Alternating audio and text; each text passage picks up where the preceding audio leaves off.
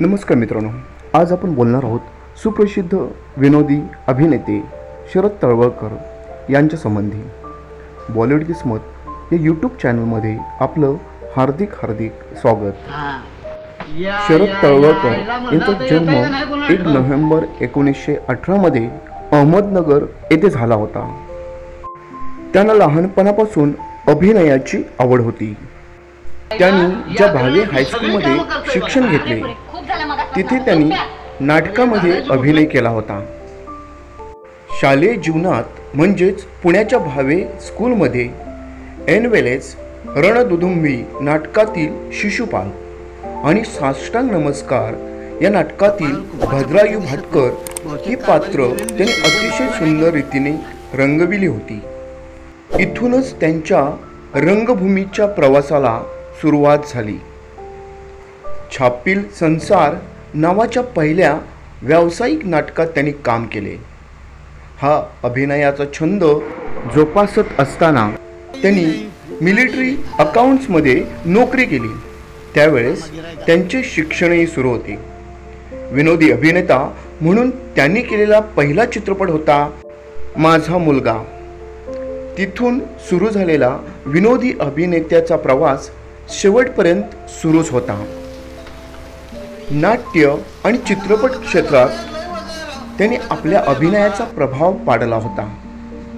बालगंधर्वांसारख्या नटश्रेष्ठांबरोबर एकच प्यालातील रंगविलेली तळेरामची भूमिका बालगंधर्वांच्या शाबासकीला पात्र ठरली. लग्नाची बेडी या नाटकातील गोकर्ण शरद तळवळकरांनी आपल्या ठसकेबाज शैलीत रंगवून अविस्मरणीय केला. पुणे आकाशवाणी केंद्रावर नाट्य निर्माते म्हणून केलेले त्यांचे कार्य मोलाचे होते. त्यांच्या काळातील नभोनाट्य हा श्रोत्यांच्या आवडीचा विषय होता. कलाकार ही नाट्य संस्था त्यांनी उभारली.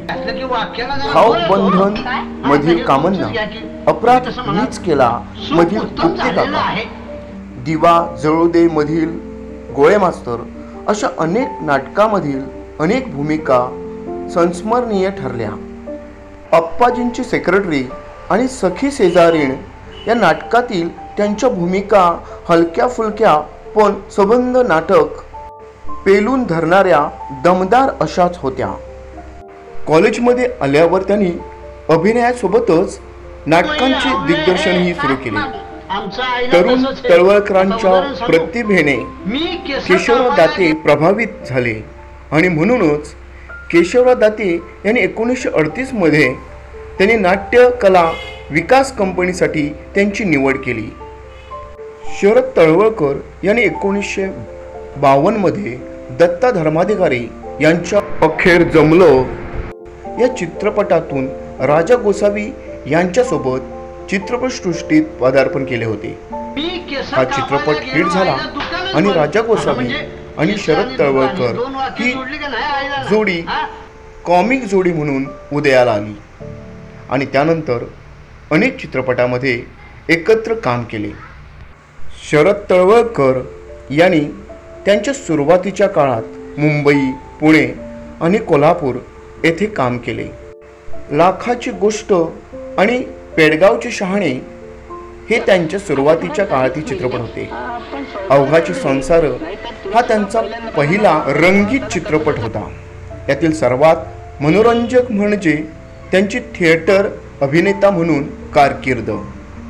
त्यांनी सुमारे 45 नाटकांमध्ये भूमिका केल्या आहेत. एकच प्याला, घरोघरी हीच बोंब, लग्नाची बेडी ही त्यांची प्रमुख नाटके आहेत. अतिशय बोलक्या चेहऱ्याचा हा विनोदी कलावंत, ज्याला नाट्यसृष्टीत मानाचा समजला जाणारा विष्णुदास भावे पुरस्काराने गौरविले गेले. शरद तळवळकर हे नाव मराठी चित्रपटसृष्टीशी निगडीत असले तरी त्यांचे स्वतःचे नाट्यवेड हे प्रख्यात होते. नाटकाप्रमाणे चित्रपटात देखील शरद तळवळकरांनी महत्त्वपूर्ण भूमिका केल्या.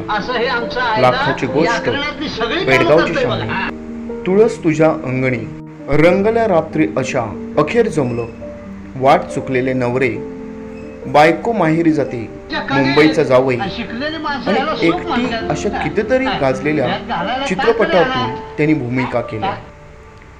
जावई विकत घेणेमधील म्हाताऱ्याच्या भूमिकेसाठी आणि एकटीतील भूमिकेबद्दल त्यांना महाराष्ट्र शासनाचे पारितोषिक मिळाले होते.